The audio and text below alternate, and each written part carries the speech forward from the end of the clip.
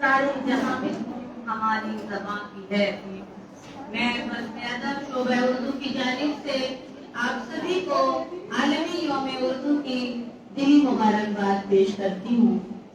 محترم سامعین، ہم اپنی روایت قدیم کے مطابق اپنے پروگرام کا آغاز ہم باری تعالیٰ سے کریں گے. خدا کے نام سے آواز کرتی ہوں کہ وہ آقا، خدا کے نام سے آواز کرتی ہوں کہ وہ آقا بڑا ہی مہربان ہے اور نہایت مرحمت والا. حمد پیش کرنے کے لیے آواز دے رہی ہوں تھرڈ سیمسٹر اردو کی طالبہ طاہرہ امان کو. آئیے طاہرہ امان.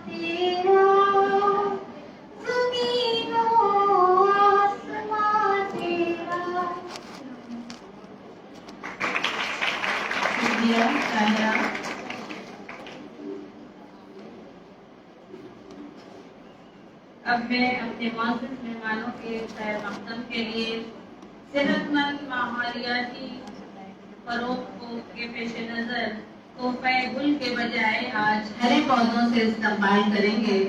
سب سے پہلے مدعو کرتی ہوں تنظیم مختار کو کہ وہ آئے اور ہماری مہمان خصوصی پروفیسر بارہ فاروقی صاحبہ کی خدمت میں ہرے پودے پیش کریں. گرین پلانٹ لے جائیے بیٹا. عاطفہ ناز سے گزارش کرتی ہوں کہ وہ مہمان خصوصی کی خدمت میں مومنٹو پیش کریں. ہماری مہمان خصوصی پروفیسر بارہ فاروقی صاحب. Sumbul Parveen B A third year کو آواز دیتی ہوں کہ وہ محترم جناب پروفیسر اے آر صدیقی صاحب جیوگرافی ڈپارٹمنٹ الہ آباد یونیورسٹی کی خدمت میں گرین پلانٹ اور مومنٹو پیش کریں.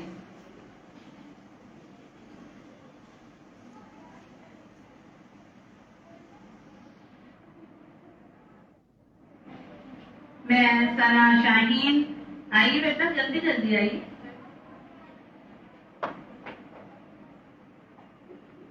پروفیسر اے آر صدیقی صاحب آگے جائیے.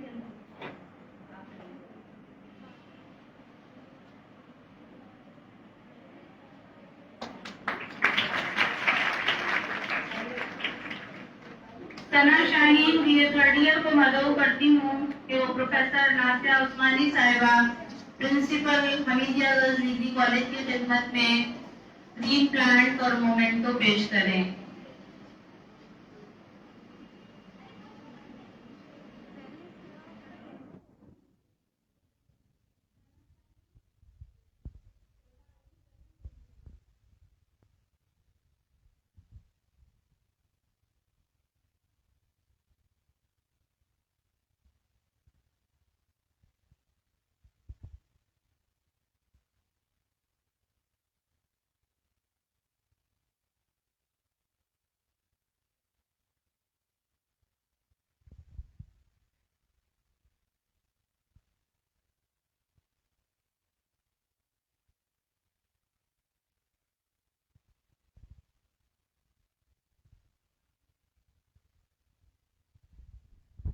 ہماری طلبہ سے پرخلوص گزارش کرتی ہوں کہ وہ ہمارے مہمانوں کا سلامتی خیر مقدم کرنے کی زحمت قبول فرمائیں.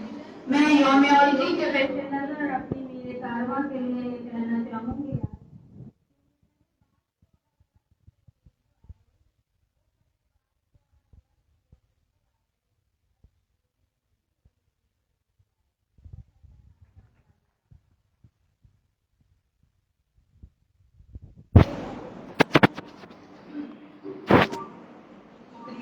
ڈاکٹر زرینہ بیگم صاحبہ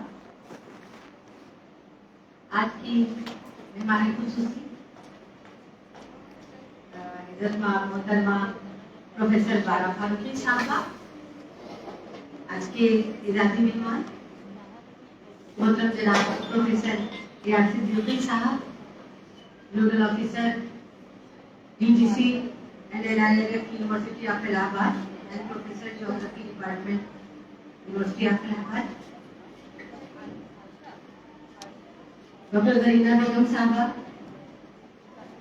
باہر سے آئے ہمارے مہمان خاص محترمہ مسعودہ صاحبہ، حمیدیہ گرلز ڈگری کالج کی پرنسپل محترمہ حمیدہ صاحبہ، محترم استاد عامر صاحب اور دیگر تمام معزز مہمان، ہمارے کالج کی تمام ایسوسیٹ پروفیسر، اسسٹنٹ پروفیسر اور گیسٹ فیکلٹی، ہمارے ریسرچ اسکالرز اور ہمارے بہت ہی عزیز طالبات، آپ سب کا حمیدیہ گرلز ڈگری کالج کی بیگم خورشید خواجہ ہال میں ہم شعبہ اردو کی جانب سے، حمیدیہ انتظامیہ کی جانب سے اور بزم ادب کی جانب سے تہہ دل سے استقبال کرتے ہیں. خوشامدید وہ آیا ہماری چوکھٹ پر بہار جس کے قدم کا طواف کرتی ہے. ہمارے لیے یہ آج بہت اعزاز کا موقع ہے کہ ہمارے درمیان مہمان خصوصی کی شکل میں محترمہ پروفیسر بارہ فاروقی صاحبہ، سابق پروفیسر شعبہ انگریزی جامعہ ملیہ اسلامیہ تشریف فرمائے. ان کا تعارف کرانا ہم جیسے معمولی اشخاص کے لیے بہت مشکل ہے، لیکن یہ بھی حیرت انگیز بات ہے اور انسپریشن کا باعث ہے کہ آپ بھی یونیورسٹی آف الہ آباد کی پروڈکٹ ہیں. آپ نے یہاں سے PhD کیا ہے انگلش ڈپارٹمنٹ سے اور ہم سے کافی جونیئر تھے، تو بہت انسپریشن ملتا ہے کہ ہم نے بہت کم کام کیا ہے، ہم کو جانا ہے بہت دور یہاں سے آگے. ابھی تو بس قدم اٹھایا ہے، آگے چلنا چاہیے. آپ نے شیکسپیئر پہ اسپیشلائزیشن ہے، PhD تو ہے ہی. اس کے بعد آپ کے پیپرز کی تعداد 5 کتابیں ہیں آپ کے حصے میں جو آپ نے تحریر کی ہے ذاتی طور پر یا کسی کے ساتھ مل کے. 8 سے زیادہ پیپرز آپ کے جتنی مجھے معلومات ہے اس کے بعد بہت بڑھ گیا ہوگا جو میں نے انٹرنیٹ سے حاصل کی ہے. 8 سے زیادہ مضامین چھپ چکے ہیں مختلف بکس میں، ریسرچ پیپرز اور ریسرچ جرنلز میں، ریپیوٹیڈ جرنلز میں آپ کے تقریباً 15 پیپر چھپے ہیں. یہ تو آپ کی اکیڈمک جو اپنی انڈیویجویلٹی ہے، جو اپنی شناخت ہے. لیکن ہم اردو والوں کے لیے سب سے بڑی بات جسے میں نے سنا کہ آپ نے VRS لے لیا اور الہ آباد آ کر طبائی کالج کو سنبھال رہی ہوں. اور طبائی کو سنبھالنا مطلب اردو کو فروغ دینا، دونوں ہم مانے ہیں، کاؤنٹر پارٹ ہیں ایک دوسرے کے. کیونکہ طبائی نے ہمیشہ فروغ اردو کے لیے کام کیا، کیونکہ اب سب سے بڑا انٹروڈکشن کبھی کبھی ایسا ہوتا ہے نا کہ بڑے پودے کے نیچے چھوٹے پودے کچھ دب سے جاتے ہیں. تو آپ اتنے بڑے عالمی نوعیت کے شخص کی بیٹی ہیں جناب محترم جناب عزت مآب پروفیسر شمس الرحمان صاحب. اس لیے ان کے اتنے بڑے کام ہیں کہ لوگ ان کی بات کرتے رہے. ہاں، ہم سبھی ان کے شاگرد ہیں اور رہیں گے، ہمیشہ رہیں گے جب تک ان کی کتابیں پڑھتے رہیں گے تو ان کے شاگرد بھی رہیں گے. اور میں نے تو انڈیویجولی ان سے بہت سیکھا ہے، کیونکہ داستان پہ کام کر رہے تھے اور داستان پہ کام نہ کے برابر تھا. اور فاروقی صاحب کو ہزاروں کی تعداد میں کیریکٹر اور ان کے کیریکٹرسٹکس، کردار اور ان کے خصائص سوال کرتے، تو ہماری گھنٹوں ان سے گفتگو ہوتی تھی. اور زبانی گفتگو سے بھی میں نے ان سے بہت علم حاصل کیا کتابوں کے علاوہ. لیکن آپ نے خود جو خدمت کی ہے وہ بھی باعث سچ ستائش ہے. ہم اردو والے اس کو سلام کرتے ہیں کہ آپ نے پہلے میرے خیال سے 2016 یا 12 میں فیض احمد فیض کی شاعری کا انگریزی میں ٹرانسلیشن کیا جو پرنگین سے پبلش ہوا. تو دنیا والوں نے فیض کی شاعری کو آپ کی نگاہوں سے دیکھا اور سمجھا اور سراہا. پھر اس کے بعد فیض کے پتہ نہیں کتنے ٹرانسلیشن تھے. دوسرا سب سے بڑا کام ابھی حال میں 2-4 سال پہلے آپ نے ٹرانسلیشن کیا ہے اردو کے رائٹر ڈاکٹر خالد جاوید، پروفیسر خالد جاوید جو کہ جامعہ ملیہ اسلامیہ کے شعبہ اردو کے پروفیسر ہیں. انہوں نے ایک ناول لکھا تھا نعمت خانہ کے نام سے اور اس کا ٹرانسلیشن آپ نے کیا پیراڈائز آف فوڈ کے نام سے. اور پیراڈائز آف فوڈ نعمت خانہ سے کہیں زیادہ پاپولر ہوا، اتنا پاپولر ہوا کہ اس پہ JCP انٹرنیشنل لٹریچر ایوارڈ ملا جو کہ لٹریچر کا بہت بڑا ایوارڈ ہے اور شاید اردو والے خوابوں میں بھی نہیں سوچ سکتے تھے. تو اردو کو اتنی دور تک آپ لے گئی. ہم آنر کرتے ہیں، سلام کرتے ہیں آپ کی اس خدمت کو جو آپ نے اردو کی اور آپ کو ملا 10 لاکھ کا ایوارڈ JCP سے اور جو اوریجنل رائٹر تھے ان کو 20 لاکھ کا ملا. یہ بھی آپ دیکھیے ان کو ایک پہچان ملی اور ان کو ایک ریکگنیشن ملا آپ کی وجہ سے. تو وہ اس سے پہلے بھی ناول لکھ چکے تھے لیکن یہ پہچان جو آپ نے دلوائی اور پورے اردو دنیا کو ایک بڑی جگہ پہ متعارف کیا آپ نے. جی وہ تو میڈم آپ کی وراثت ہے. جی بالکل. تو وہ اردو والوں کے لیے بہت بڑی خدمت ہے، بہت بڑا سرمایہ ہے. तमाम उर्दू वालों की जानिब से हम आपका शुक्रिया अदा करते हैं। तो हमारे ये खुशबख्ती की बातें और फिर बीआरएस लेके हम मसरूफ हो गई हैं अपने वालिद साहब की विरासत को आगे बढ़ाने में और उसको कायम रखने में। सबसे बड़ी बात आज का ये बहुत बड़ा अलमिया है कि जो उर्दू वाले होते हैं फिर उनके बच्चे डॉक्टर इंजीनियर बनकर उनको फरामोश कर बैठे। आप उस रिवायत को कायम रखने में पूरी कोशिश कर रही हैं और साथ में लड़कियों की तालीम के लिए भी कोशिश तजवाई कॉलेज से जुड़ के लड़कियों की तालीम के लिए भी कोशिश है। जो तजवाई इंटर कॉलेज की मैनेजर है मैडम, हमारे लिए बहुत बड़ी खुशबख्ती की बात है हमारे बच्चों के लिए कि वो आपके कीमती ख्यालात को सुनेंगे। आपके यहाँ आने का बहुत बहुत शुक्रिया। हमारे आज के लाली मेहमान मोहतरम जनाब प्रोफेसर ए.आर. सिद्दीकी साहब, हम इनको भी अपना छोटा भाई कहेंगे क्योंकि बहुत दिनों से आपसे हमारे राब्ते हैं। आप यूनिवर्सिटी ऑफ इलाहाबाद के यूजीसी के NIRF के नोडल ऑफिसर हैं, एकेडमिक काउंसिल के भी मेंबर रहे हैं। अब आजकल पता नहीं किसको आजकल भी होंगे। इसके अलावा IGI यानी इंडियन इंस्टीट्यूट ऑफ जर्मोफोलॉजी के आप जनरल सेक्रेटरी हैं। इंटरनेशनल ऑर्गेनाइजेशन है उसके आप जनरल सेक्रेटरी हैं। यानी ज्योग्राफर्स की दुनिया में जो माहिरान ज्योग्राफिया हैं उनकी दुनिया के आप एक बहुत बड़ा नाम है। और जो आप सोर्स ऑफ इंस्पिरेशन है, हम तन मसरूफ रहते हैं अपने इल्मी कामों में। आज जर्मन में, कल फ्रांस में, परसों जापान में। और पब्लिक प्लेटफॉर्म से जो कुछ भी प्रैक्टिकल नॉलेज उनके सामने आती है ज्योग्राफिया की, आप शेयर करते हैं, बच्चों तक पहुंचाते हैं। ये आपकी बहुत बड़ी बात है कि आप, अगर मैं गलत नहीं हूँ तो गंगा प्लांट से भी जुड़े हुए हैं आप, और जितने भी ज्योग्राफी से रिलेटेड जो भी सारे मामलात हैं उनसे जुड़ेंगे।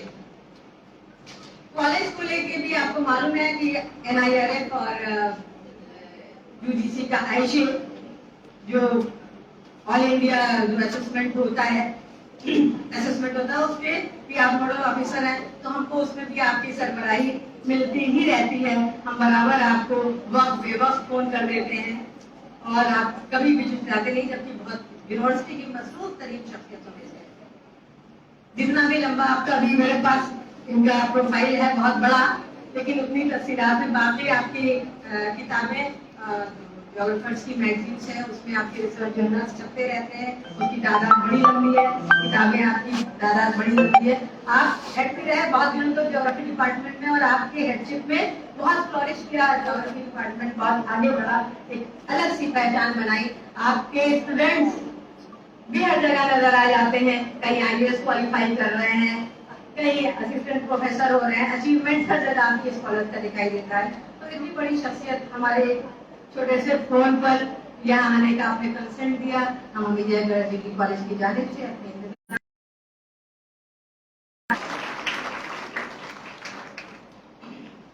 हमारे जो मेहमान बाहर से आए हैं, एक बार फिर मसूदा साहबा, हमीदा साहबा, मुश्ताक आमिर साहब,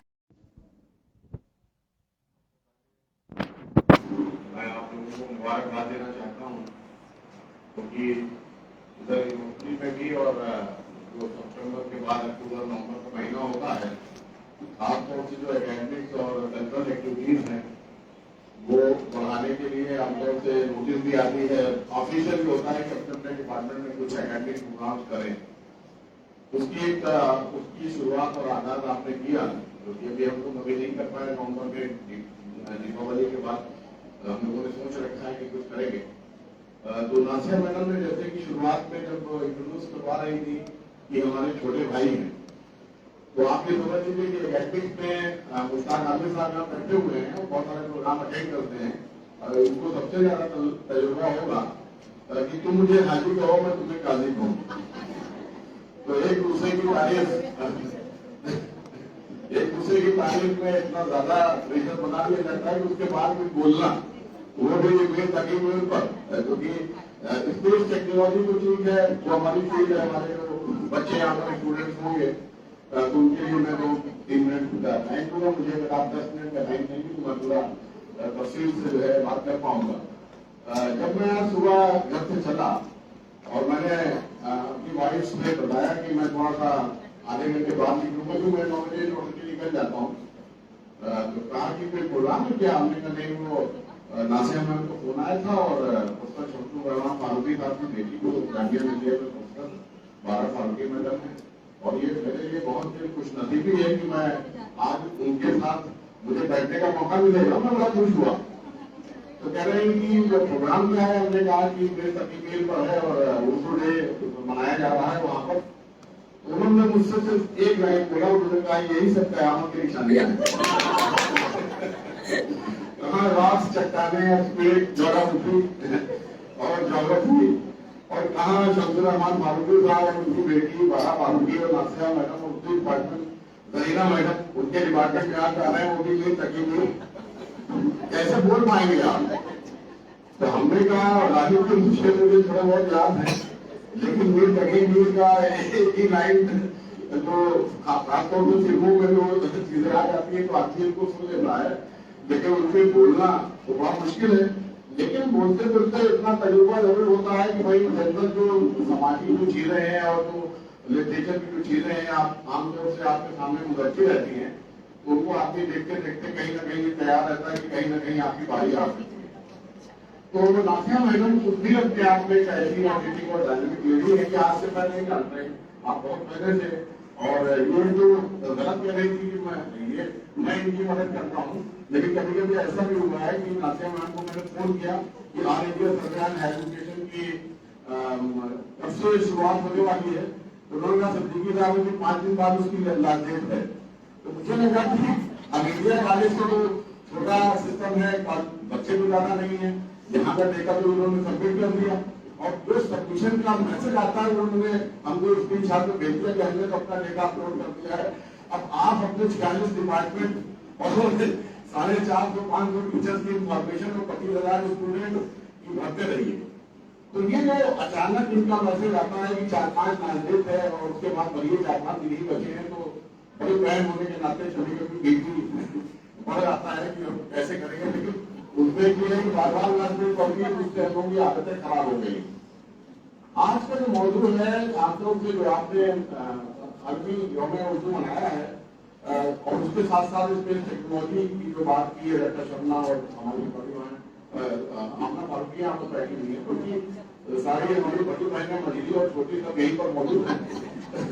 तो ये पूरे एकेडमिक प्लेटफॉर्म में तो हम ये बात नहीं करेंगे, लेकिन जब हम मीर तकील मीर जैसे शायर और उस समय में अगर आप कंटेम्पोरेरी पोएट की बात करेंगे, बाद में तो आपको सभी मिल जाएंगे, बात भी मिल जाएंगे, साहब भी मिल जाएंगे, बेटा भाभी साहब भी मिल जाएंगे, लेकिन जहाँ से शुरुआत हो रही है जो उर्दू अदब से जो लोग ताल्लुक रखते हैं, अगर आप देखें तो उस दौर की बात करेंगे जिसका दर्द जो शमसुर रहमान साहब फारूकी साहब का सारा काम मेरा ख्याल है मीर साहब के जो अदब है उसमें सारा काम कई चांस आसमान में उनकी बुक है और उनके अवार्ड वगैरह भी बहुत सारे उसको मिले।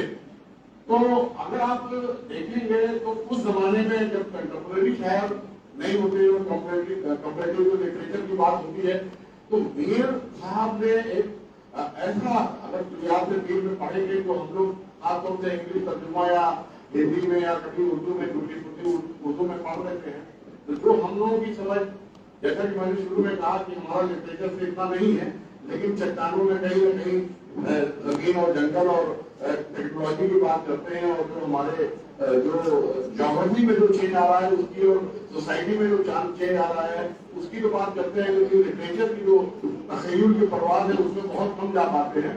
लेकिन जो अगर आप देखें जब उनकी पैदाइश हुई और जब तक वो रहे, मेरा ख्याल है 1810 के आसपास उनकी वफात होती है और 1817 में सफैयत की पैदाइश होती है। उसके बाद 1898 तक सफैयत ने मुस्लिम समाज में जाके जो खासतौर से अब उस जमाने में लिटरेसी बहुत कम थी, बहुत सारी सामाजिक बुराइयां थी और उससे उन्होंने एक इरादा कायम किया। और उससे पहले जो दौर था अभी हम फ्रीडम स्ट्रगल की भी बात नहीं कर रहे हैं, क्योंकि 1857 से 1947 की बात नहीं कर रहे हैं, बल्कि 1757 और उसके बाद 1857 का जो दौर था, उस जमाने में मीर जैसे शायर, जिसमें अगर आप उनकी जाती जिंदगी आप पढ़ेंगे तो फतेह साहब वाली साहब का इंतकाल हो गया था, पेंशन मिल रही थी, और वो दिल्ली की जो सल्तनत, दिल्ली की जो बादशाहत की धीरे धीरे औरंगजेब के बाद और उसके बाद जो है जो मुगल जो बादशाह आए और जो हालात मुल्क के उस जमाने में, और उस जमाने में वहां से मीर तकी मीर जो कि आगरा में उनकी पैदाइश हुई, उसके बाद आखिरी के दिनों में वो लखनऊ भी चले गए, और उस जमाने में इश्क की बात करना, उस जमाने में समाज की बात करना, सोसाइटी की बात करना, और उसके अलावा जो है जो शायरी वो कर गए, अगर वो शायरी कहीं ना कहीं अगर आप इंडियन सिनेमा में अगर आप देखें तो एक फिल्म मुझे याद आ रही है बाजार, उसमें फारूक शेख साहब और गीता पाटिल की फिल्म है, और उसमें और भी बहुत सारे नसीरुद्दीन शाह वगैरह हैं, तो उसमें उन्होंने जो शेर कहा है, दिखाई ये यूं की कुर्तियां बेखुदी कर गए, इधर से जो गजल है, आप ये देखिए कि अगर 1723 में उनकी पैदाइश हुई और 1810 में वफात हो गई, और फिल्म इंडस्ट्री के डायरेक्टर जो है 150 साल बाद उनकी शायरी को जो है अपने गाने में इस्तेमाल कर रहे हैं, तो ये बहुत बड़ी बात है। या फिर वो एक नजर एक फिल्म आई थी 1972 के आसपास, उसमें पत्ता पत्ता टूटा टूटा हाल हमारा जाने जाने ये न जाने कुछ न जाने बात के बारे जाने, क्योंकि हम शायद तो नहीं है, लेकिन अगर आप देखें 150 साल बाद या 200 साल बाद किसी की शायरी को किसी फिल्म में किसी एक मौके पे उसको फिल्माया जा रहा है, तो ये इतनी बड़ी बात है कि वो शायर की आप जिंदगी सुनते हैं कि वो अपने टाइम में थे और अपने टाइम में उनका ये टाइम था। शायर का कोई टाइम नहीं होता है, शायर तो हमेशा के लिए होते हैं। आज अभी बात हो रही थी कि फारूकी नाम नहीं है, लेकिन फारूकी साहब की बेटी यहाँ पर बैठी हुई है, तो आप समझ लीजिए, और या उनका जिक्र हो रहा है और उनका जिक्र हमेशा होता रहेगा, तो आप ये समझिए कि शायरों की जिंदगी ये नहीं होती है कि मतलब जो है वो अपने टाइम तक जिए और हमेशा 1000 साल 2000 साल जब तक ये सभ्यता रहेगी, सिविलाइजेशन रहेगा, तब तक जो है उसको करते रहेंगे। ऐसे मौजूद में जो आपने प्रोग्राम को ऑर्गेनाइज किया है, और उसमें जो उन्होंने एक शायरी में उन्होंने पूरी जिंदगी का फलसफा ले लिया, उन्होंने फिलॉसफी ले ली। आपको याद होगा कि एक उनका शेर था, हस्ती अपनी अबाबसी है और ये नुमाइश शराबती है। 2 लाइनें हैं, अगर आप देखें कि हस्ती अपनी अबाबसी है, अबाब का मतलब जिंदगी जो है पानी का बुलबुला है, मतलब आप कहते हैं कि आदमी क्या है, पानी का बुलबुला। तो अब आप ये देखिए कि लाइनें और शब्द जो वर्ड्स हैं वही का है, लेकिन पूरी जिंदगी का फलसफा उन्होंने दे दिया। तो आज की शायरी और आज का जो लिटरेचर है और उस जमाने का जो लिटरेचर है, जो बच्चे हमारे पढ़ते हैं, कभी कभी हम लोग की ज्योग्राफी में थॉट वगैरह जब पढ़ाते हैं तो उसमें बच्चे पूछते हैं क्लासिकल का मतलब क्या होता है, हिंदी में कहते हैं सिर्फ सम्मत, या जो क्लासिकल जो आज के बच्चे के आप अंदाजा लगा सकते हैं कि वो पता चला कि फास्ट फूड वहां दिखा, आपके मार्केट में आपका जो खाना था वो भी रिप्लेस कर दिया गया, पिज्जा बर्गर चाउमीन ये वो। कभी आपने देखा कि घर में जो बच्चा है उसकी जो फूड हैबिट है वो कैसे चेंज हो रही है। आज से 50 साल पहले की अगर आप फूडों की ग्रुपिंग अगर आप निकालेंगे तो हमारा जो पहनावा था वो भी था कुर्ता पैजामा या धोती कुर्ता, या जो पकड़ी वकड़ी बांध के और घड़ी वड़ी काम के बहुत कायदे से बहुत शान से हमारे बुजुर्ग घर से निकलते थे। आज जो अगर आप देखिए यूनिवर्सिटी में, यहाँ पर तो अंदाजा नहीं, लेकिन यूनिवर्सिटी में अंदाजा जब 48 डिग्री सेल्सियस टेम्परेचर में कोई टाइट जीन्स पहन के कोई बच्चा आता है तो उससे हम नहीं पूछते कि जीन्स की शुरुआत का मुझे पता था कहाँ के लोग पहनते थे और ये क्यों पहनते थे। तो हमारा पहनावा, हमारे फूड हैबिट, हमारी सारी चीजें कहीं ना कहीं ज्योग्राफी से रिलेटेड है। और ऐसा नहीं है कि कोई चीज सब्जेक्ट में पढ़ाई जाती है, हर चीज जो है वो लिटरेचर में भी है, वही चीज आप सब्जेक्ट में पढ़ते हैं, वही सारी चीजें टेक्स्ट पढ़ते हैं। बहुत सारे लेक्चर तो मैं अपने फिल्म से और गाने से जो है हम लोग उनको जो है कहने की कोशिश करते हैं कि आप स्टेट की बात करते हैं, आप पॉवर्टी की बात करते हैं, आप गरीबी की बात करते हैं, तो ऐसा नहीं है कि गरीबी अब आई है, अगर 1953 में आप जाएंगे तो सबसे पहले आजादी के बाद सबसे पहली जो बड़ी फिल्म है वो 2 बीघा जमीन बनी थी। और उस जमाने में जो है माइग्रेशन होता है बिहार से और कलकत्ता में जाते हैं और बलराज साहनी को दिखाया जाता है कि वो सड़क पे हाथ से चलने वाली गाड़ी को ठीक रहे जो कलकत्ता में आज भी चलती है। और 1957 में अगर आप करते हैं तो महबूब खान ने फिल्म बना दी मदर इंडिया, और मदर इंडिया में नरगिस और नरगिस के 2 बेटे और किसान का कर्म, ये सारी चीजें आती हैं और इसको हर आदमी ने महसूस किया है। अगर 1978 में जाते हैं तो एक फिल्म आई गमन, आपने शायद देखा हो कि सीने में जलन, आंखों में तूफान सा क्यों है, इस शहर में हर शख्स परेशान सा क्यों है। तो पॉवर्टी हो, हाउसिंग हो, अर्बन इन्वायरमेंट हो, रूरल इन्वायरमेंट हो, उसको लिटरेचर के लोगों ने महसूस किया है। तो जो जिसका टाइम होता है उस समय के लोगों के ऊपर ये जिम्मेदारी होती है कि उस समय की जो प्रॉब्लम है उसको हाईलाइट करते हुए समाज तक आसान शब्दों में, आसान लैंग्वेज में ले जाएं। क्योंकि अगर आज के टाइम में अगर मुनीर की अगर आप शायरी पढ़ेंगे, इनका पूरा जो है कलेक्शन पढ़ेंगे तो बहुत सारी चीजें आपको फारसी में मिलेंगी। आपको ये अंदाजा, यहाँ जो बच्चे बैठे हैं, अंदाजा लगा सकता है कि देश की जो है 800 साल तक जो हुकूमत की और हमारी ऑफिशियल लैंग्वेज थी वो पर्शियन थी। कोई लगा सकता है कि यहाँ पर जो है अगर हम बात करें, मेज की बात करें, कुर्सी की बात करें, कमीज की बात करें, टेबल की बात करें, कैमरा की बात करें, तो एक सेंटेंस में अलग अलग मुख्तलिफ जगहों की जो जबान है वो सारी चीजें मिलेंगी। मैं घर में आया, कमीज को मैंने यहाँ पर रख दिया, कमीज पता चला अरबिक वर्ड हो गई, कुर्सी अरबिक वर्ड हो गया, लैंड जो है इंग्लिश हो गया, कैमरा जो है इटालियन हो गया। एक सेंटेंस में कई मुल्कों की, कई हिस्सों की मिलेगी। तो आप ये समझ लीजिए कि लिटरेचर ही सबसे मजबूत वेपन है। अगर आपके पास लिटरेचर है, सोच की सलाहियत है, पढ़ने का शौक है, ये तो डिजिटल टेक्नोलॉजी 5 जनरेशन की बात कर रहा था, हमारी पढ़ने की आदत को कहीं ना कहीं से डिजिटल टेक्नोलॉजी ने रिप्लेस किया है। और उसकी आदत जो बच्चे, ऊपर में सारी चीजें हैं, ठीक है, टेक्नोलॉजी को अडॉप्ट कीजिए। किसी को नहीं मालूम था, मैं नासिया मैडम को नहीं मालूम था कि जूम और गूगल मीट जैसे प्लेटफॉर्म 2013 और 2017 में थे। लेकिन एक बायोलॉजिकल डिजास्टर आया कुदरत की तरफ से, या मैन मेड था ये पता नहीं, लेकिन एक डिजास्टर आया और आपने जब कहते हैं कि necessity the mother of invention, तो सबको पता चल गया कि 2013 और 2017 से जूम और गूगल मीट जैसे प्लेटफॉर्म है, लेकिन हम लोग उसका इस्तेमाल नहीं कर रहे। आज उससे पीएचडी का वायदा कर रहे हैं, आज उससे बड़ी बड़ी कॉन्फ्रेंस कर रहे हैं और अपनी जरूरत की सारी चीजों से कर रहे हैं। तो टेक्नोलॉजी एक ऐसी चीज है और लिटरेचर एक ऐसा चीज है और लैंग्वेज एक ऐसी चीज है, आप कुछ भी न करिए। अगर आपको आज अंग्रेजी बोलना आता है तो आपको ट्रेन में बैठने की जगह मिल जाएगी।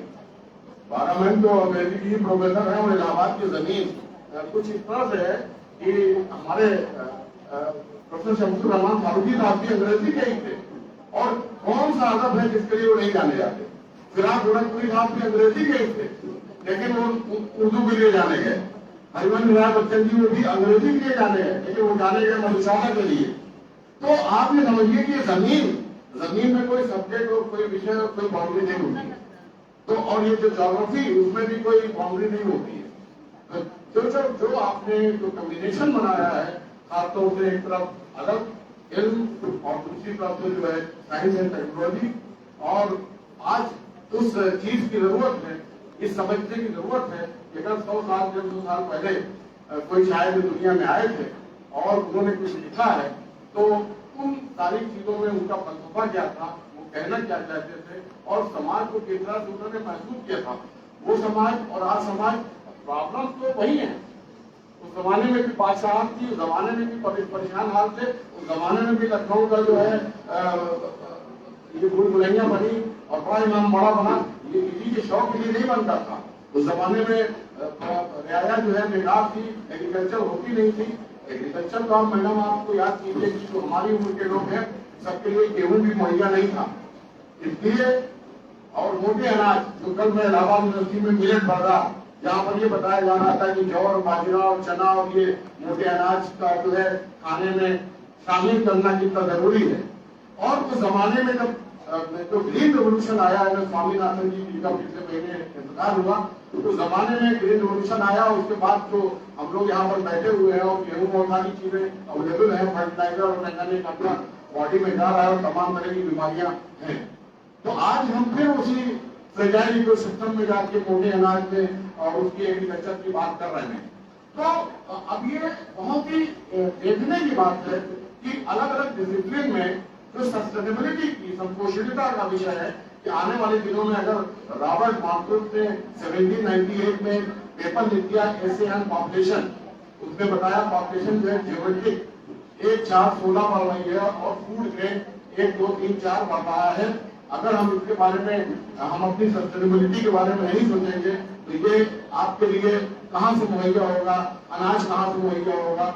और हमको शुक्र करना चाहिए कि हम लोगों का जो पैदाइश हुई है भारत जैसे देश में हुई है, क्योंकि मैं आपको बता दूं मैडम कि जो जोग्राफिकल एरिया है, यहाँ तो बच्चे बैठे हैं तो कभी ने इन चश्मे से नहीं देखा होगा, केवल 2.4% जोग्राफिकल एरिया है इंडिया का और पॉपुलेशन में हमने चाइना को भी क्रॉस कर दिया है। सोचिए आप, लेकिन 2.4% एरिया में दुनिया का कोई देश अगर आप दिखा दीजिए, डॉक्टर आमना जी बैठी हुई है, जहां पर इसमें 2.4% जोग्राफिकल एरिया में ग्लेशियर हो, जहां पर -डिग्री सेल्सियस टेम्परेचर होता है और थार डिजर्ट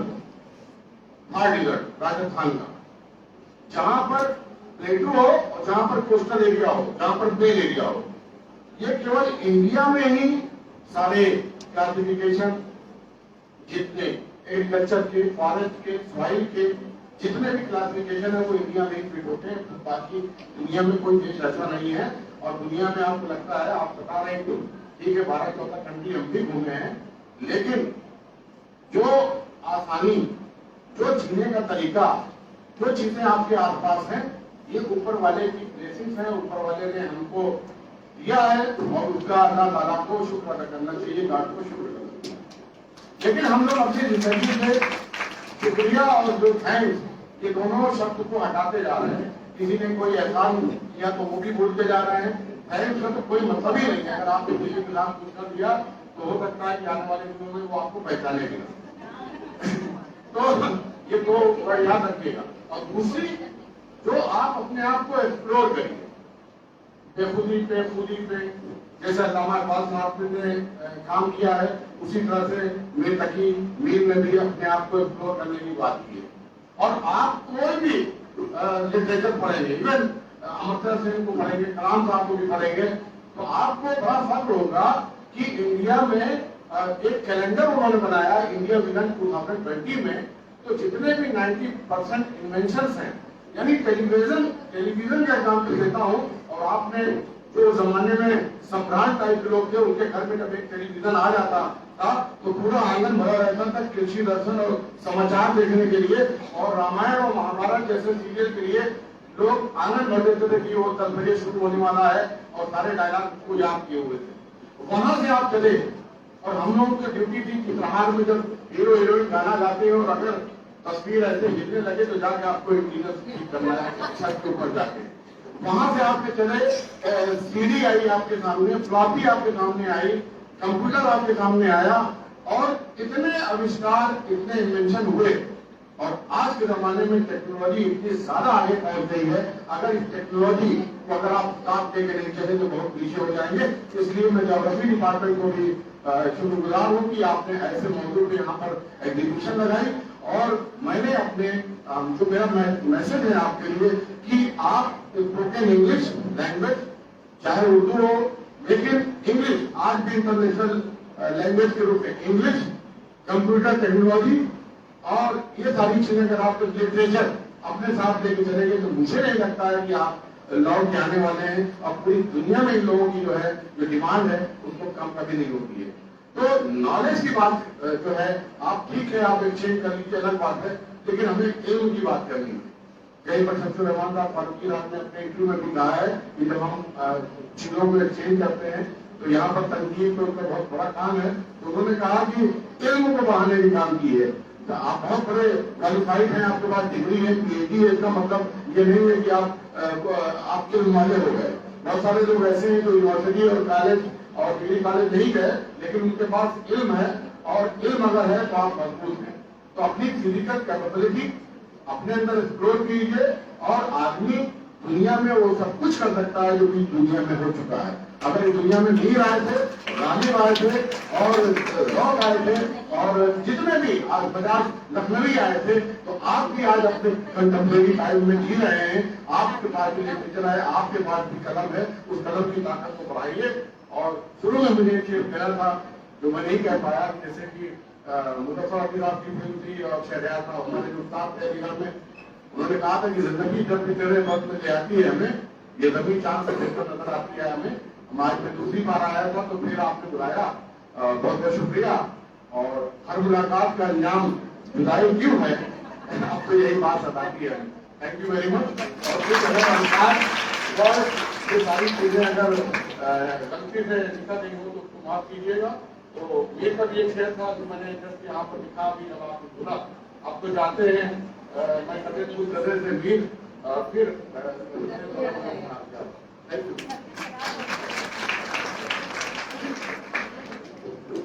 بہت بہت شکریہ پروفیسر صدیقی صاحب.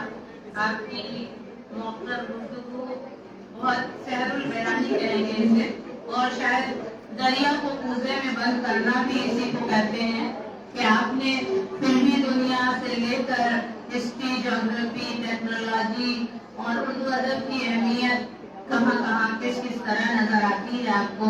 میر, غالب, ذوق, شمس الرحمان فاروقی, ہر ایک کو آپ نے سمیٹ کر جذب کر کے یہاں پر بچوں کے سامنے پیش کیا. اور جس طرح اردو زبان میں آپ نے گفتگو کی, وہ ہم اپنے بچوں کے لیے کہنا چاہیں گے کہ ہمارے بچے بڑے فخر سے کہہ دیتے ہیں کہ مجھے اردو نہیں آتی. یہ جبکہ شرم کی بات ہے کہ اپنی مادری زبان نہیں آتی. اور آپ نے سنا پروفیسر صدیقی صاحب کو جو جغرافی ڈپارٹمنٹ سے تھے, لیکن کس طرح آپ نے اردو میں گفتگو کی, تو وہ آپ کے لیے مثال ہے. آپ آج کے بعد یہ نہیں کہیں گے کہ مجھے اردو نہیں آتی.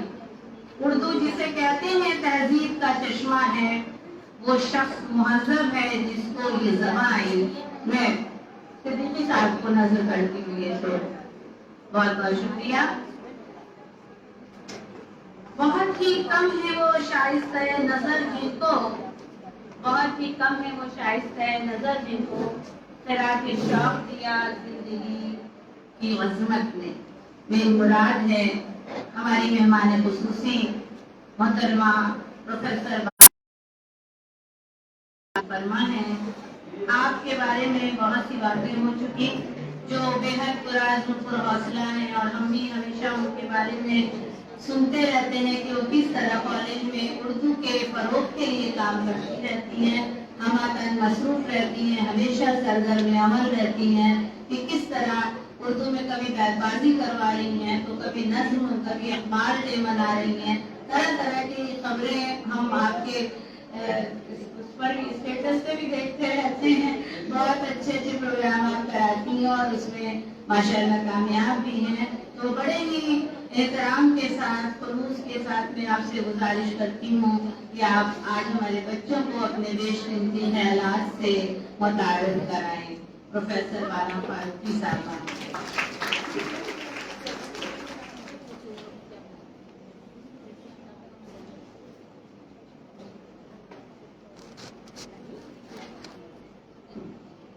سب سے پہلے تو آپ سب کو عالمی یوم اردو کی بہت بہت مبارکباد. اور شروع کرنے سے پہلے میں آپ کی پرنسپل صاحبہ پروفیسر ناسیہ عثمانی کو خاص مبارکباد دوں گی کہ انہوں نے یوم اردو کو لے کر کے, عالمی یوم اردو کو لے کر کے اتنا اچھا اپنا, آپ کی جگہ میں انگریزی کا اکثر یوز کرتی ہوں جس کے لیے میرے والد صاحب مجھے بہت ڈانٹتے تھے, تو میں کوشش کرتی ہوں کہ میں نہ استعمال کروں. لیکن بہرحال ناسیہ صاحبہ کا ویژن جو ہے اس سے میں بے حد پریس کو کیا کہتے ہیں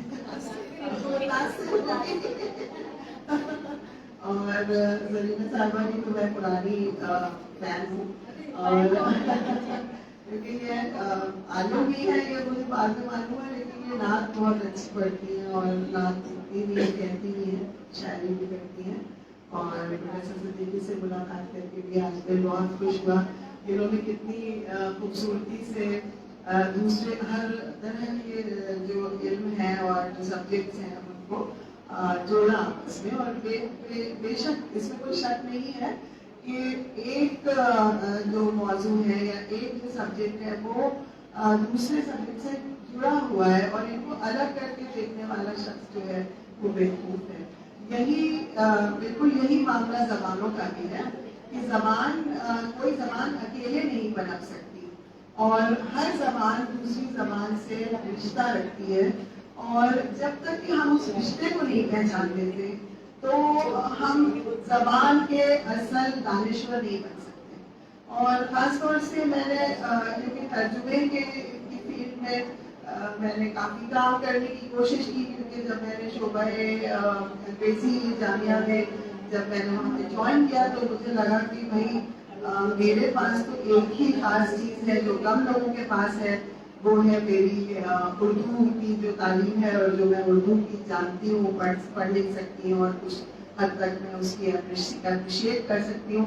تو اس سے مجھے لگا کہ میں تھوڑا سا منفرد ہوں اور مجھے اس چیز نے بڑھاوا دیا کہ میں ترجمے کی طرف اپنا جو ہے کروں. تو پہلے تو ہمیں لگا کہ ترجمہ تو سب سے آسان چیز ہوتی ہے اور اس میں جو لوگ کچھ نہیں کر پاتے ہیں شاید وہی جاتے ہوں گے, کیونکہ جن کو 2 زبانیں آتی ہیں وہ ترجمہ کر سکتے ہیں. لیکن جب ترجمہ کرنا شروع کیا تو ہم کو سمجھ میں آیا کہ یہ کتنا مشکل تو ہے ہی, بلکہ زبان کی سمجھ رکھنا کتنا ضروری ہے. اور جو زبان آج کی ڈیٹ میں بولی جا رہی ہے اس زبان کو بھی اپنے ترجمے میں لانا بنسبت اس زبان کے جو کہ 500 سال پہلے یا 100 سال پہلے جس طرح سے استعمال ہوتی تھی. تو اگر ہم 100 سال یا 50 سال بھی پہلے کا لکھا ہوا کوئی ٹکڑے کا ترجمہ کر رہے ہیں تو اس کو ہم آج کی زبان میں جب تک نہیں لے آتے ہیں, جیسے کہ میں زیادہ تر اردو سے انگریزی میں ترجمہ کرتی ہوں, تو مجھے سمجھ میں آیا کہ انگریزی کا بھی جو ایڈیم ہے یعنی کہ جس طریقے سے آج کی ڈیٹ میں وہ فلو کرتی ہے وہ جب تک میں نہیں سمجھوں گی تب تک میں اردو کو اس میں منتقل نہیں کر سکتی ہوں. اور وہی چیز اردو کے بارے میں ہے کہ اردو خاص طور سے اردو زبان جاننے سے صرف بات نہیں بنے گی, بلکہ اردو کی جو تہذیب ہے اور اردو کی جو تاریخ ہے وہ مجھے جاننی پڑے گی. یہاں تک کہ کئی چیزیں ایسی ہیں جو مان لیجیے کہ ہندو مائتھولوجی کی جو ہمیں معلوم ہے, کیونکہ ہم شروع سے اپنے اسکولوں میں ہماری ہندی کی کتاب میں ہر سال ایک چیپٹر جو ہے وہ ضرور رامائن میں سے ہوتا تھا, یا ہم نے مہابھارت اور گیتا کے بارے میں انگلش میں ٹرانسلیشن اسٹڈیز میں یا جو کلاسکس کی اسٹڈیز آج کل جو نئے طرح کا سلیبس بنایا جاتا ہے اس میں ہم اپنی ہندوستانی کلاسکس کو ٹرانسلیشن میں پڑھتے ہیں انگلش ڈپارٹمنٹس میں. تو اس میں جو ہمیں علم تھا وہ ہمارے بہت کام آیا, کیونکہ جو کریٹو رائٹر ہوتا ہے وہ کہیں نہ کہیں اپنی تہذیب اور اپنی تاریخ سے جڑا ہوا ہوتا ہے, وہیں سے وہی اس کا ایک طرح سے ہم کہتے ہیں بینک ہوتا ہے. جیسے ہم کوسچن بینک کی بات کرتے ہیں ویسے ہی ایک آتھر کا جو بینک ہوتا ہے ریسورس, وہ اس کی تاریخ اور اس کی تہذیب اور زندگی جینے کا طرز. اور اکثر میں نے سید محمد اشرف صاحب کی بھی کہانیوں کے ترجمہ کیا تھا جو ساہتیہ اکیڈمی سے چھپا تھا. اس میں نے یہ محسوس کیا کہ مجھے کہیں پہ کچھ اسلام کی ہسٹری کی ضرورت پڑی یا پھر حدیث میں ایک آدھ واقعے ہیں جن کی مجھے ضرورت پڑی, جو کہ اس میں بہت زیادہ بیان نہیں تھے لیکن ان کا ہلکا سا ایک ذکر تھا. یہ پرزیوم کر کے یہ مطلب جو ناول نگار ہے افسانہ نگار وہ اس بات کو لے کے چلے ہوں گے کہ مجھے معلوم ہوگا کہ شاید کہ جو ترجمہ کرے گا یا جو پڑھنے والا ہے وہ جانتا ہوگا. تو مثال کے طور پر اس میں ایک وہ تھا ایک جگہ ایک طویل افسانہ ہے, تو اس میں 2 بھائی ہیں انہوں نے اپنی زندگی کے بارے میں دکھایا ہے کہ وہ بڑے ہوتے ہیں وغیرہ. تو اس میں جو بڑا بھائی ہے وہ تھوڑا سا جلدی ناراض ہو جاتا ہے, اس کے دل میں یہ رہتا ہے کہ ماں مجھے کم چاہتی ہے اور چھوٹے بھائی کو زیادہ دلار کرتی ہیں. تو वो नाराज हो जाता था कि तुमने ज्यादा हलवा उसको खिला दिया, और हलवा भी तर्जुमा नहीं हो सकता भाई, हलवे का कोई अंग्रेजी में, क्योंकि हलवे का कोई तस्वुर ही नहीं है, तो हलवे को हम तर्जुमा नहीं कर सकते हैं।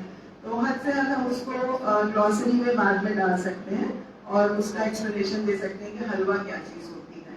लेकिन आज की डेट में वो भी आउट ऑफ फैशन हो गया है, अब ग्लॉसरी को भी देने को लोग बुरा समझते हैं, क्योंकि वो ये कहते हैं कि अगर आप हमारी जबान के अदब को पढ़ना चाहते हैं तो आप हमारी जबान की जो तहजीब है उसको भी जानिए ना। हम क्यों आपको समझाएं हलवा क्या होता है, या हम क्यों समझाएं कि जलेबी क्या होती है?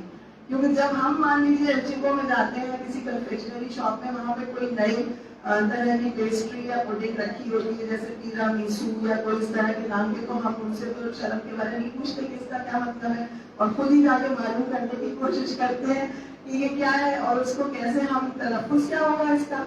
लेकिन उर्दू के मामले में या अपनी हिंदी के मामले में तो फौरन हम लोग हाथ खड़े कर लेते हैं, या अंग्रेज जो पढ़ रहा होगा, अरे भाई what is this, how I don't understand it, तो उनका ये स्टाइल हम मालूम हो जाते हैं फौरन। लेकिन आज की डेट में जैसे कि थर्ड वर्ल्ड या ये जो हम सो कॉल्ड पिछड़ी हुई मुल्क हैं, वो दोबारा अपनी आइडेंटिटी को और अपने वजूद को दोबारा मेरे ख्याल से एसर्ट कर रहे हैं, मतलब अपने को जता रहे हैं और कायम कर रहे हैं।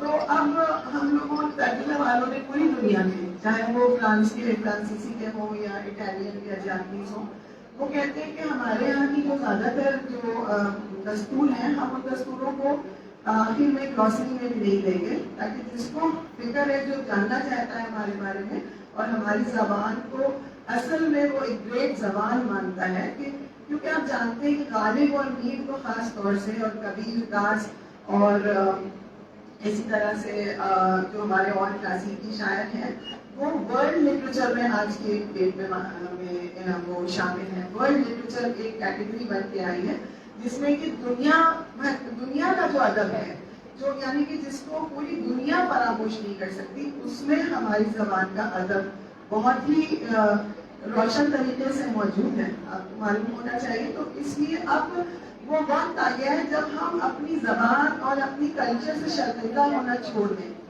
और अपनी जबान को कहें कि हाँ ये हमारी जबान है।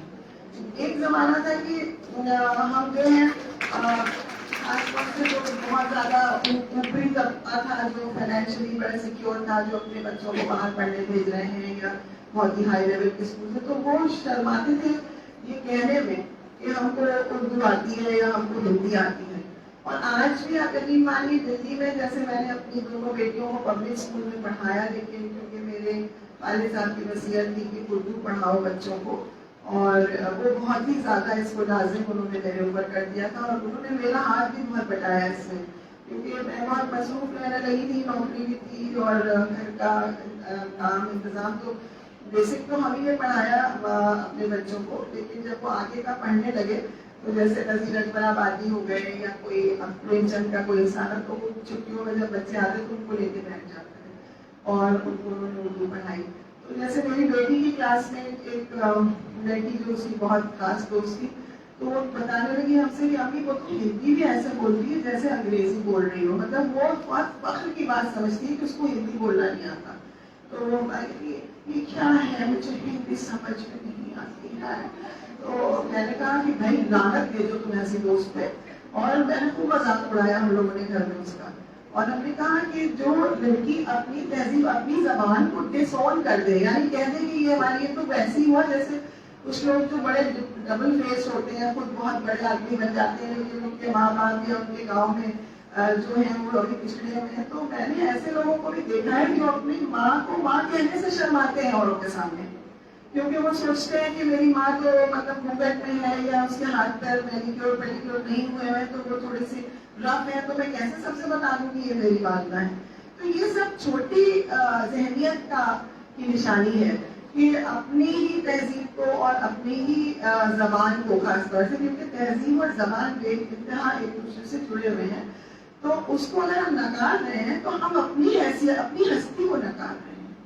तो अब मतलब मैंने अपने बच्चों को हमेशा ये सिखाया कि खबरदार हिंदी को कभी अपने से अब नीचा नहीं समझना। और हमने अपनी मिसाल दी कि मेरा हिंदी में भी हमेशा फुल मार्क्स, मतलब जो बेस्ट मार्क्स होते थे, क्योंकि मैं सेंट मैरीज कॉन्वेंट में पढ़ती थी, तो हिंदी में भी मेरी बहुत ही आला, यहाँ तक कि मेरी शादी में मेरी हिंदी टीचर्स भी आई थी जिन्होंने स्कूल में मुझे हिंदी पढ़ाई है। तो हिंदी और उर्दू तो मेरा एक ही जबान है जिनको कि जबरदस्ती फ्रैक्चर कर दिया गया, जैसे कि लकड़ी के टुकड़े को दो में चीर दिया जाता है, जो कि बहुत हद तक अंग्रेजों ने ये काम किया। तो आज वो क्या है कि आप लोगों को थोड़ा सा अपने वालिद साहब के ख्यालात से जो हमने उन्हीं से सीखा है बताएंगे कि उर्दू और हिंदी का चक्कर क्या है, और उर्दू को हम क्यों, उर्दू पढ़ने में क्यों हम थोड़ा सा शर्मिंदा होते हैं, या अगर हम कोई भी सब्जेक्ट है जैसे ज्योग्राफी हो गया या फिजिक्स हो गया या मैथमेटिक्स हो गया, उसको उर्दू में अगर हम ज्यादा अच्छा समझते हैं तो हम उससे शर्मिंदा क्यों होते हैं। आप यकीन मानिए कि अभी आज़ादी मिले हुए अभी हमें 100 साल भी नहीं हुए, और आज़ादी तक और आज़ादी के कई साल बाद तक सभी तरह की तारीफ उर्दू में ही होती थी और उर्दू में ही सारी किताबें मुहैया थी। लेकिन आज की डेट में एक बार आना जो आपको फौरन सुनने को मिलेगा कि क्या करें, उर्दू में किताबें ही नहीं है। तो भाई जब उर्दू में पढ़ने वाले नहीं होंगे तो उर्दू में किताबें भी नहीं होंगी, क्योंकि जो पब्लिशर हैं वो कहेंगे कि हम किसके लिए छापें। तो सवाल ये उठता है कि जब बहुत देर से मतलब, और यकीनन मेरी सबसे बड़ा जो मेरे तारुफ है या जो मेरे सर पे जो भी एजाज़ात है वो यही कि मैं शम्सुल रहमान फारूकी और जमीला फारूकी साहिबा की बेटी हूँ, और मेरी वालिदा भी इस मामले में उर्दू के फरोग में उन्होंने बहुत मेहनत की। और साथ में अपने स्कूल में जिस तरह से मुझे याद है कि वहाँ पे जब स्कूल की छुट्टी हो जाती थी तो जो स्टाफ था उनका, जिनको उर्दू नहीं आती थी, उनके उर्दू के क्लास चलते थे। तो भाई जो पहले था तो आपने देखा बहुत छोटा सा हो गया, तो वहाँ पे एक चबूतरा सा था, वो ड्राइव आप चली गई तो उसके ऊपर एक ब्लैक बोर्ड लगा दिया जाता था, और मेरे वालिद अगर मौजूद है तो वो भी, दोनों मिल करके आप सोचिए कोई फाउंडर प्रिंसिपल अपने स्टाफ को उर्दू पढ़ाती थी। और उस जमाने में एक किताब थी 10 दिन में उर्दू, उसको लेकर के उन्होंने शुरू करती थी। और उन लोगों के जमाने में जब तक कि वो थोड़ा एक्टिव रही और उनकी सेहत अच्छी रही, कोई भी ऐसी टीचर नहीं होती थी स्कूल में जिसको उर्दू लिखना। और उसके पीछे जो लॉजिक थी वो यही थी, क्योंकि हमारे यहाँ बहुत सारी नॉन मुस्लिम टीचर्स हैं, और दुबई के मैनेजमेंट का ये रहा है हमेशा फंडा कि हम हर तरह की तहजीब और मजहब के लोगों को अपने स्कूल में लाएं, ताकि हमारे बच्चों को एक्सपोजर मिले और एक दूसरे से हमें सीखने का मौका मिले, हम एक दूसरे को समझें और एक दूसरे को पहचानें। तो आप देख लीजिए कि वहाँ पे कभी कोई एतराज नहीं हुआ, और सबने बहुत शौक से, अब मेरे ख्याल से काफी सालों के बाद, 25-30 सालों के बाद हम लोगों ने दोबारा ये काम शुरू किया है। और हमारे यहाँ हमारे स्टाफ जो उर्दू नहीं जानते, जिसमें बहुत सी मुसलमान टीचर्स भी हैं, उनको हफ्ते में 2 दिन उर्दू पढ़ाई जाती है। और उसमें हमारे पास तो कोई ग्रांट नहीं है, कुछ ऐसा नहीं है, तो मैं फिर भी अपनी तरफ से जहाँ तक हो सकता है मैं इनामात देती हूँ उनको, या मैंने उनके लिए जैसे आपने मोमेंटोस बनवाए हैं वैसे हमने उर्दू फॉर ऑल नाम के मोमेंटोस बनवाए हैं, और सारे बच्चों और टीचर्स के सामने उन लोगों को अक्सर ऑनर किया जाता है जो पढ़ने। अभी भी कुछ टीचर्स हैं जिन्होंने नहीं ज्वाइन किया, जिनको ये लगता है कि वेस्ट ऑफ टाइम है, तो उनको भी मुझे उम्मीद है कि मैं धीरे धीरे उनको भी इसमें समझा पाऊंगी। तो एक्चुअली जो बातें हम सोच के आए थे बताने के लिए वो थोड़ी सी लंबी अब मुझे यहाँ आके लग रही थी, बच्चे कहीं बोर ना हो जाए। लेकिन एक बात जो हम आप लोग को बेसिक बताना चाहते हैं कि जो उर्दू लफ्ज है उसके जो मीनिंग है, उसकी जो मानी है, वो 99% आज की डेट में भी लोग गलत समझते हैं। यानी वो कहते हैं कि उर्दू का मतलब है फौज, या उर्दू जो है वो एक आर्मी कैंप में जो है वो शुरू हुई। ये बिल्कुल गलत है। और इसका आप देख लीजिए कि जैसा कि अगर जो लोग जानते हैं उन्हें मालूम होगा कि 1834 तक भी जॉन शेक्सपियर नाम का एक लेक्सिकोग्राफर था, जो डिक्शनरी जिसने बनाई है हिंदी और उर्दू की, उसने जब डिक्शनरी बनाई है तो उसने उस सन में भी उर्दू का नाम की मीनिंग में कहीं भी ये नहीं लिखा कि एक जबान का नाम है। तो ये अभी बहुत साल नहीं हुए हैं कि हम उर्दू का नाम जो दरअसल जो सबसे ज्यादा कॉमनली नोन था वो हिंदवी था। हिंदवी माने वो जबान जो हिंदुस्तान में बोली जाती है। वो दक्कन में भी जो उसके जहाँ जहाँ पे वो बनती है, बड़ी दक्कनी का नाम सुना होगा, तो वहाँ पे उसको दक्कनी भी कहते थे और बहुत सारे जगहों पे उसका नाम रेख्ता भी था।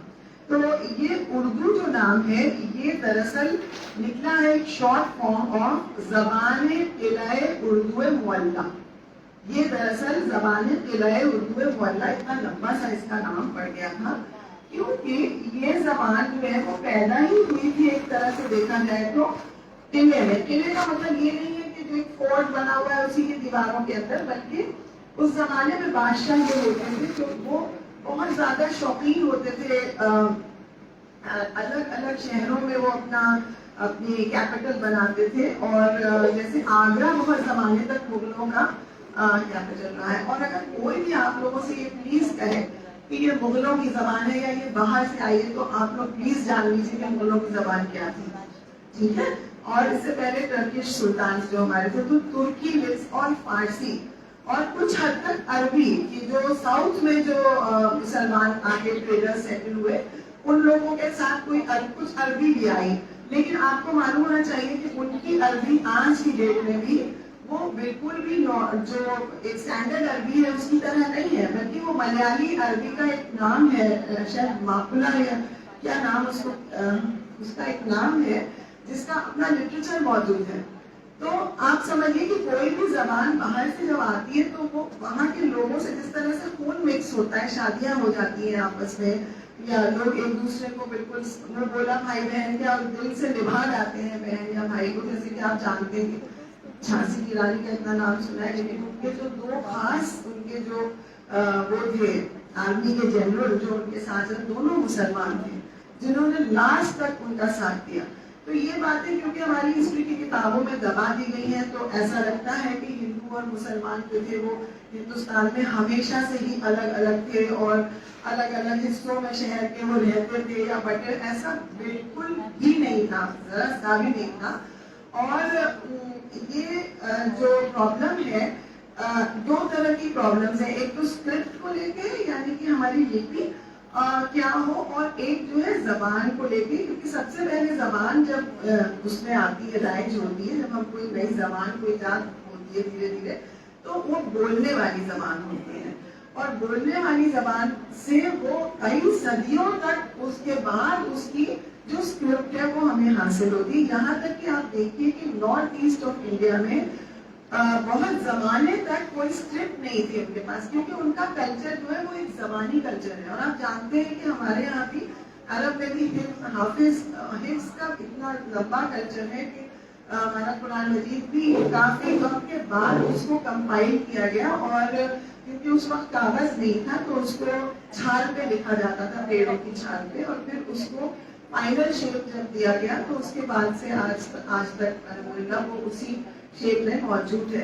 लेकिन कुरान एक ऐसी किताब है जो सबसे पहले दूसरी जबानों में तर्जुमा हुआ। आपको मालूम होना चाहिए कि बाइबल, जिनको हम समझते हैं ईसाइयों को कि वो लोग बहुत फॉरवर्ड लुकिंग है, यूरोप और अमेरिका से इम्प्रेस होते हैं, बाइबल को जो सबसे पहले जिस शख्स ने ट्रांसलेट करने की कोशिश की उसकी गर्दन उड़ा दी गई। उसका नाम था विलियम टिंडेल। और उसके बाद दोबारा भी एक और जिसको कि आज हम वो कहते हैं ना ऑथराइज्ड वर्जन, किंग जेम्स की बाइबल वही ऑथराइज्ड है, उसका भी जब जिसने नाम भूल रही हूँ, जिस शख्स ने उसको कंपाइल करने की कोशिश की, क्योंकि बाइबल जो है वो बहुत ही ज्यादा एक बिखरी हुई और फैली हुई, उसमें ओल्ड टेस्टामेंट और न्यू टेस्टामेंट है, तो उसको भी अपनी जान से हाथ धोना पड़ा। जिस तरह से कि बहुत सारे साइंटिस्ट को यूरोप में जिनका नाम हम सुनते हैं, ये गैलीलियो वगैरह आर्किमिडीज, सबको सबकी वहाँ पे मारने का तरीका जो है गिलोटीन कहलाता था, कि उनका एक खंजर सा होता था जिससे वो गर्दन उड़ा देते थे। तो वो बादशाह जो होता था उस जमाने का वो उसको करता था। और ये बहुत जरूरी था कि कोई भी बादशाह हो तो वो अपना रिलीजन डिक्लेयर करे, उसको पब्लिक में जाकर के पहले ये बताना पड़ता था कि मैं किस मजहब के किस फिरके का हूँ, क्योंकि दो मेन फिरके थे, प्रोटेस्टेंट और कैथोलिक। लेकिन हिंदुस्तान में ऐसा कभी नहीं हुआ, और अल्लाह का शुक्र है आज भी हम किसी भी तरह के कोई हम ना हिंदू राष्ट्र है ना हम इस्लामिक राष्ट्र है, और हम एक बहुत ही सिंगुलर एग्जाम्पल है दुनिया में इस चीज का कि हम लोग सही तौर पे सेक्युलर होने को अपना अपना बहुत इस पे हमें गुरूर है और हम इसको बहुत अपनी शान समझते हैं। और यही चीज हम लोग जो है वो उर्दू के सिलसिले में भी जब अंग्रेज यहाँ पे आए तो उन्होंने ये कहा कि हिंदवी मुसलमानों की जबान और हिंदुओं की जबान एक कैसे हो सकती है, क्योंकि उनके यहाँ तो ये हाल था कि जो जूइश लोग हैं जो आज बहुत जिन्होंने अपने आप बचा रखा है फिलिस्तीन में, उनको वो लोग बहुत बुरा समझते थे। उनको द ट्रेटर विदिन कहा जाता था कि वो क्रिश्चियनिटी के बहुत बड़े मुखबिर और ट्रेटर हैं, यानी कि वो हमारे मतलब के क्रिश्चियनिटी के लिए बहुत बड़ा खतरा है। तो आप यकीन मानिए कि पूरे इंग्लैंड के जजीरे में एक भी जू जिंदा नहीं था, यानी पब्लिक नॉलेज में। या तो वो प्रिटेंड करता था कि मैं क्रिश्चियन हूँ और अंदर से वो जूइश प्रैक्टिस करता रहा होगा खामोशी से, जैसे चाइना में मुसलमानों का आजकल जो हाल है कि वो अपने घरों के अंदर ही इस्लाम को प्रैक्टिस करते हैं लेकिन वो बाहर नहीं से। तो उन लोग जो थे वो अंग्रेजों के यहाँ ये तस्वुर ही नहीं था कि दो अलग अलग मजहब के लोग एक ही जबान बोल सकते हैं। और जहाँ अगर आप ये सवाल पूछे कि स्क्रिप्ट क्या थी तो किस कौन सी लिपि में लिखते थे, तो आपको मालूम होना चाहिए कि बहुत ही आम तौर पे जो लिपि इस्तेमाल होती थी वो जो आज उर्दू की स्क्रिप्ट है, रस्मुल खत है, वो पर्शियन रस्मुल खत जो कि इंतहाई सेक्युलर रस्मुल खत है, उसका वो कुरान उस पे नहीं है। तो सबसे पहली बात तो ये है कि आप लोग जानिए कि जब कुरान अरबी में है तो उर्दू किस तरह से सिर्फ मुसलमानों की जबान हो सकती है, क्योंकि वो हिंदुस्तान में पैदा हुई है। और इंटरेस्टिंग बात यह है कि अब पाकिस्तान बना बाद में, तो थैंकफुली पाकिस्तान जिस हिस्से में बना है वहाँ उर्दू इजाद नहीं हुई थी, क्योंकि हम जहाँ बैठे हुए यहीं पे इजाद हुई थी, यहीं कहीं दिल्ली में और उसके आसपास। तो उन्होंने क्या किया कि वो उस जमाने के जो बादशाह थे वो आगरा से उन्होंने अपना कैपिटल जब शिफ्ट किया दिल्ली में, तो बहुत सालों तक वो एक कैंप की तरह था, यानी कि परमानेंट कैंप। भाई किला आपने देखा होगा, लाल किला बनाने में आप समझिए वक्त तो लगा होगा ना, तो वो कैंप जो उनका होता था उसमें पूरे लश्कर के लश्कर उनके साथ चलते थे और पूरा एक लश्कर बावर्चियों का होता था, बावर्ची खाना होता था, सोफे कालीन से लेकर के यहाँ तक कि मदरसे भी साथ में ट्रैवल करते थे। तो वहां पे रहने वाले लोगों के बीच में एक जबान डेवलप होना शुरू हुई जो कि न फारसी थी ना ही वो खड़ी बोली थी, और उस जबान का नाम जबाने किले उर्दू मोहल्ला लोग कहने लगे।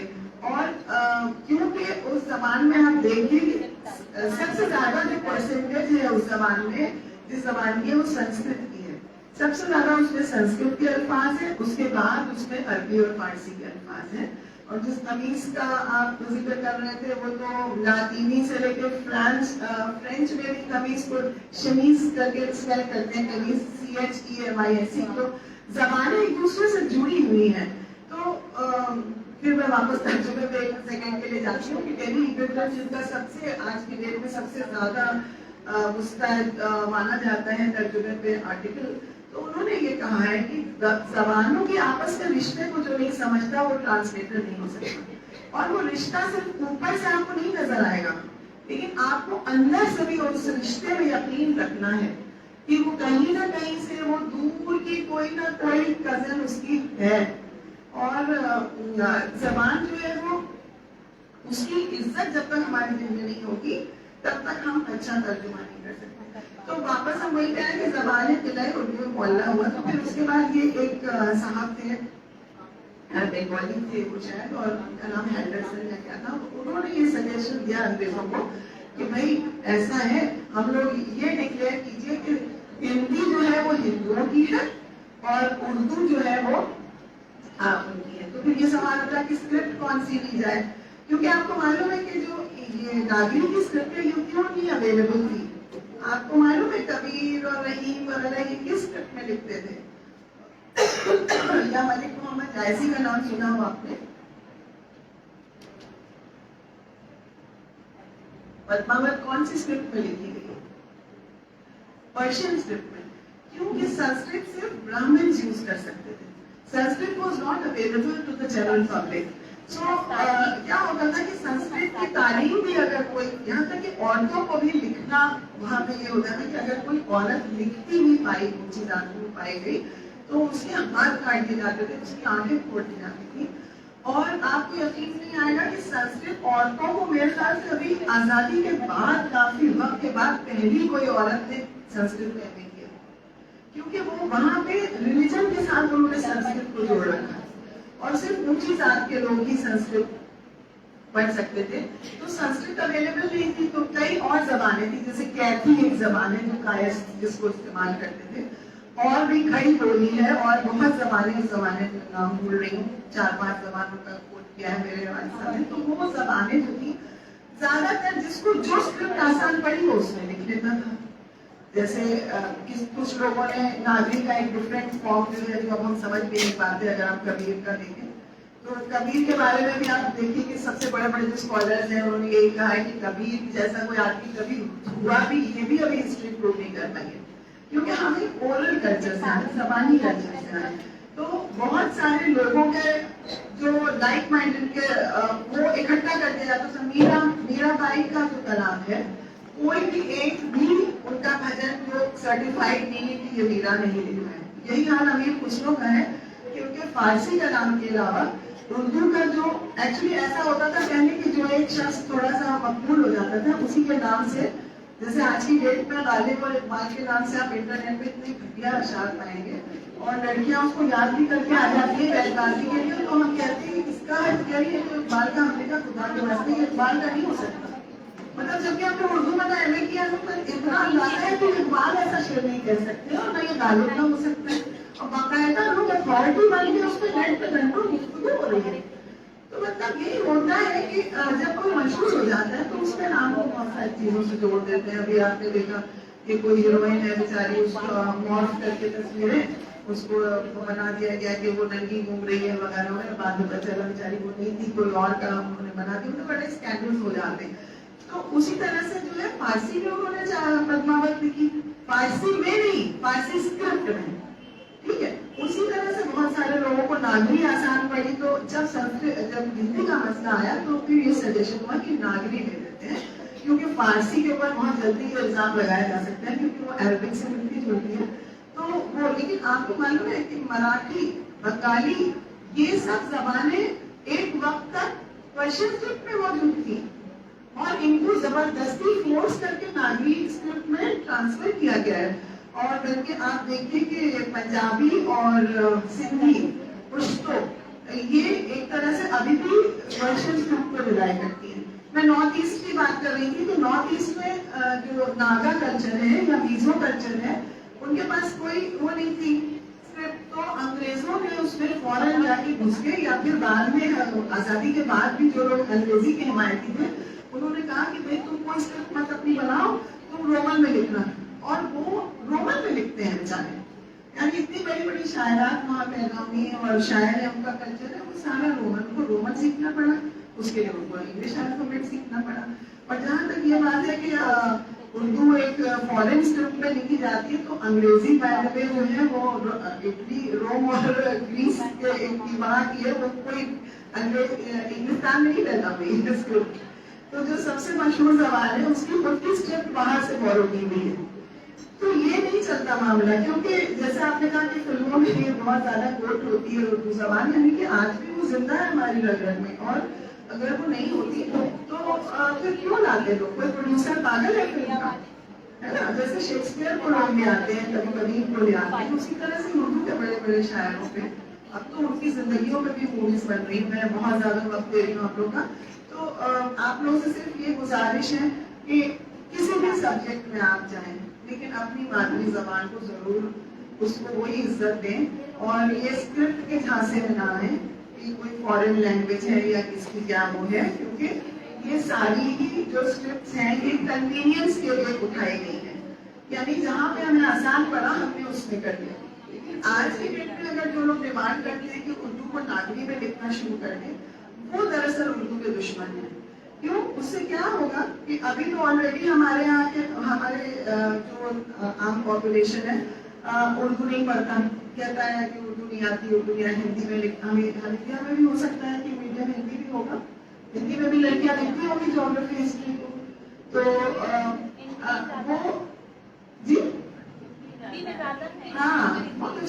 बात है, क्योंकि अगर हम इस नागरी में शिफ्ट हो जाएंगे तो फिर तो उसमें कोई भी नहीं जानेगा। जैसे वो पाली वगैरह की स्क्रिप्ट को आज तक हम पढ़ ही नहीं पा रहे कि अशोक की लाट में लिखा क्या है।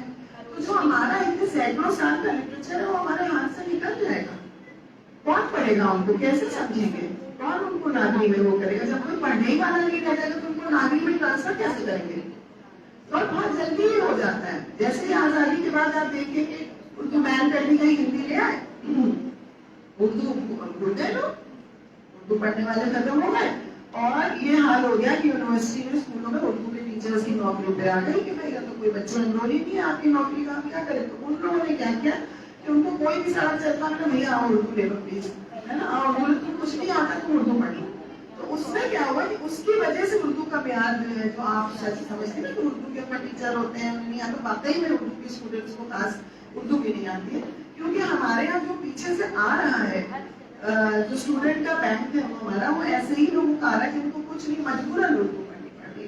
तो क्यों ना हम मिल करके आज आप देखिए, मैंने आज ही सुबह रेख्ता वालों को कांटेक्ट किया और मैंने उनसे पूछा कि जो आप उर्दू पढ़ाने के कोर्सेज जो आपके यहाँ चल रहे हैं उसमें प्लीज आप मुझे एनरोलमेंट का रेशियो बताइए कि मुस्लिम और नॉन मुस्लिम। तो उन्होंने कहा कि अब तक 1 लाख लोग हमारे यहाँ से उर्दू के कोर्सेज ज्वाइन करके उर्दू सीखते हैं, इसमें से तकरीबन ऑलमोस्ट 50% नॉन मुस्लिम है और 50% मुस्लिम है। तो एक वक्त आएगा मेरे ख्याल से कि जो नॉन मुस्लिम हैं वो तो उर्दू को बिल्कुल सीने से लगाएं। आप रेख्ता के जानते हैं, रेख्ता के बारे में फेस्टिवल होता है, जाके देखिए वहाँ पे बलवा हो जाता है अंदर घुसने के लिए, क्या वो मुसलमान है सब? ऐसा उर्दू सीखने के लिए मतलब लोग अपना वो इसी तरह एक उर्दू, हाँ संजीव साहब खुद जो रेख्ता के बानी है वो खुद एक पंजाबी है। इसी तरह इंस्टाग्राम पे और यूट्यूब पे उर्दू डा करके एक हैंडल है, अगर आप उसमें अगर जो लोग सीखना चाहते हैं उर्दू को डान फोल्ड करके उनका एक है, तो मैंने उनको भी कल कांटेक्ट किया, मेरी बातचीत होती रहती है ऐसे लोगों से जो उर्दू का करो। तो मैंने उनसे पूछा कि आप मुझे बहुत जल्दी जल्दी मेरे पास टाइम नहीं है, बस मुझे अंदाजा बता दीजिए कि आपके यहाँ जो लोग एनरोल्ड हैं वो उसमें कितनी तादाद मुसलमानों की है। तो उन्होंने कहा वही 50-50 है, यानी 50% ही मुसलमान हैं जो वहाँ पे एनरोल हुए हैं और 50% नॉन मुस्लिम। यानी कोई नॉन मुस्लिम अगर उर्दू पढ़ना है तो उसके लिए तो फख्र की बात है, वो कहता है मैं तो उर्दू में पढ़ता हूँ, तो उर्दू में पढ़ूंगा इस किताब को, इसलिए मैं तालिब को उर्दू में पढ़ूंगी। लेकिन हम लोग कहीं अरे हिंदी वर्जन दे तो जल्दी से हो जाए, और जैसे कुछ शेर भी बच्चों को लिखवाते हैं कि वो ये सब देखो ये अलग से है, ये तो हिंदी से लिखने लगते हैं, तो हमसे छिपाते हैं वो बच्चियां। भैया तो उर्दू लिखो, तो क्या हाँ लिख रहे हैं, लेकिन अब धीरे धीरे करके उसके अंदर, क्योंकि हमारे घर में हमको टीप पड़ जाती थी अगर हम लिखते थे किसी और सवाल तो फौरन पढ़ती थी उर्दू में लिखो। घर में अंग्रेजी बोलना मना था, मैं बिल्कुल झूठ नहीं बोलती बचपन से। आज तो हम लोग दूध पीते बच्चे को इंग्लिश में बोलते हैं, क्यों? सीख लेगा अंग्रेजी। जो मादरी जबान नहीं सीखेगा वो दूसरी जबान कभी अच्छे से नहीं सीख पाएगा। यही एजुकेशन की पेडागॉजी की थ्योरी है, पूरी दुनिया में मानी हुई है। लैंग्वेज थ्योरी यही है कि पहले अपनी मदर टंग सीखिए, इसीलिए एक जमाने में यहाँ 5th तक पूरे हिंदुस्तान में मदर टंग में एजुकेशन होता था, लेकिन सिर्फ इसलिए कि मुसलमानों को के साथ जुड़ गए उर्दू को हटा दिया गया। तो बहुत शुक्रिया आप लोगों का मेरी बातें सुनने का।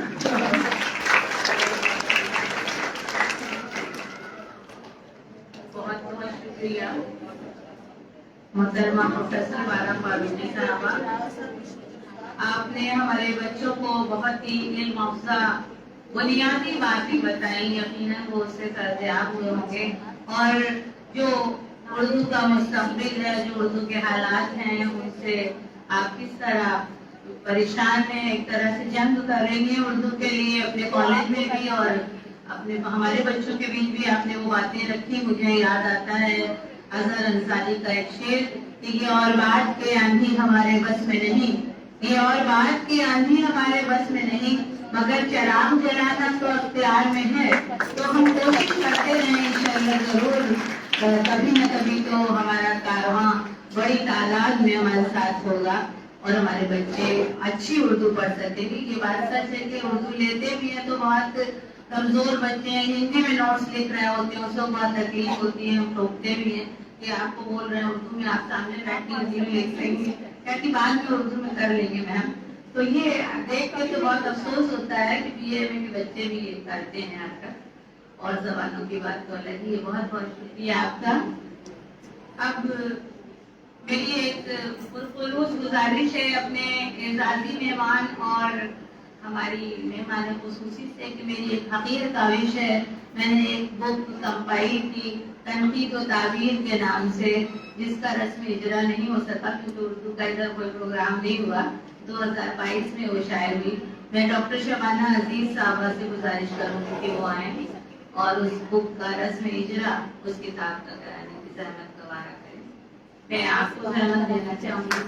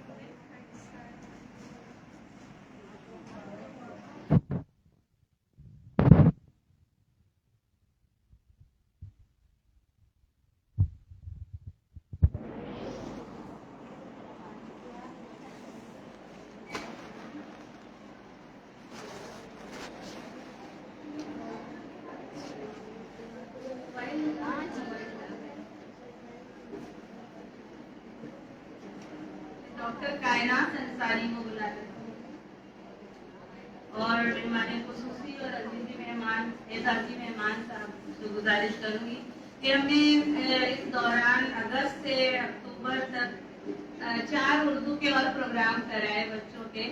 تو میری ماٹی میرا دیش 15 اگست کو، اس کے تحت ہم نے نظم نگاری، خود نوش نظم نگاری بھی اور ادر پوئٹس کے کلام بھی بچوں نے پیش کیے. دونوں طرح کی انہیں سہولت دی تھی.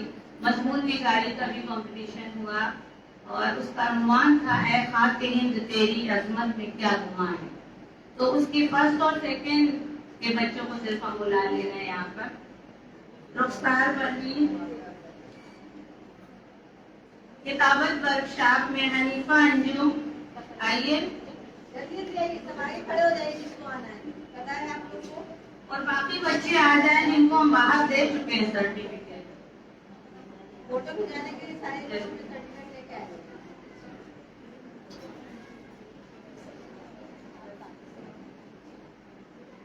عائشہ شمیم ایسے رائٹنگ میں فرسٹ ہیں. Ayesha Shamim M A first semester Arabic department. Sana Shaheen ایسے رائٹنگ کمپٹیشن میں second prize. Sana Shaheen B A third year.